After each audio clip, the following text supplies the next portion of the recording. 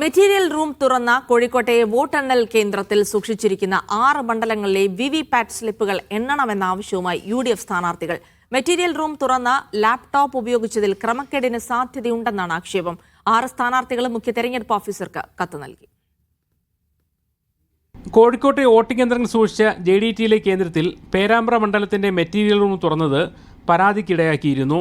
Kozhikode സൗത്തിന്റെ strong റൂമിനോട് ചേർന്നായിരുന്നു ഈ മുറി. Laptop ഉൾപ്പെടെ ഇലക്ട്രോണിക് യന്ത്രങ്ങൾ ഉദ്യോഗസ്ഥർ ഉപയോഗിക്കുകയും ചെയ്തു. വോട്ടിംഗ് യന്ത്രങ്ങൾ സൂക്ഷിച്ച കെട്ടിടത്തിലെ ഒരു മുറിയും തുറക്കരുതെന്ന നിർദ്ദേശം വന്നതിന് ശേഷം കൊയിലാണ്ടി സ്ട്രോങ് റൂമിന് സമീപം വരണാധികാരി പോയതും ആക്ഷേപത്തിനിടയാക്കി.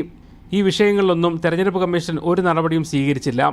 ഈ സാഹചര്യത്തിലാണ് JDTയിൽ വോട്ടിംഗ് യന്ത്രങ്ങൾ സൂക്ഷിക്കുന്ന 6 മണ്ഡലങ്ങളിൽ വിവിപാറ്റ് സ്ലിപ്പ് കൂടി എണ്ണണമെന്ന ആവശ്യം UDF സ്ഥാനാർത്ഥികൾ ഉന്നയിക്കുന്നത്. വോട്ടെണ്ണൽ നടക്കുന്ന മെയ് 4-ന് വോട്ടിംഗ് യന്ത്രങ്ങൾ എണ്ണുന്നതിനൊപ്പം തന്നെ വിവിപാറ്റ് കൂടി എണ്ണണമെന്നാണ് ആവശ്യം.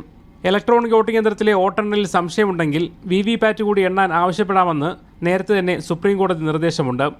ഇതിൻ്റെ കൂടി പശ്ചാത്തലത്തിലാണ് നടപടി. പേരാമ്പ്ര, കൊയിലാണ്ടി, ബാലുശ്ശേരി, കോഴിക്കോട് സൗത്ത്, നോർത്ത്, കുന്നമംഗലം എന്നീ മണ്ഡലങ്ങളിലെ സ്ഥാനാർത്ഥികളാണ് മുഖ്യ തെരഞ്ഞെടുപ്പ് ഓഫീസർക്ക് പരാതി നൽകിയത്. ജില്ലാ കളക്ടർക്കും പേരാമ്പ്ര, കൊയിലാണ്ടി വരണാധികാരികൾക്കുമെതിരെ നടപടി ആവശ്യപ്പെട്ട് DCC പ്രസിഡന്റ് K. പ്രവീൺകുമാർ ഹൈക്കോടതിയും സമീപിച്ചിട്ടുണ്ട്. മുഹമ്മദ് അസ്ലം, മീഡിയ 1, കോഴിക്കോട്.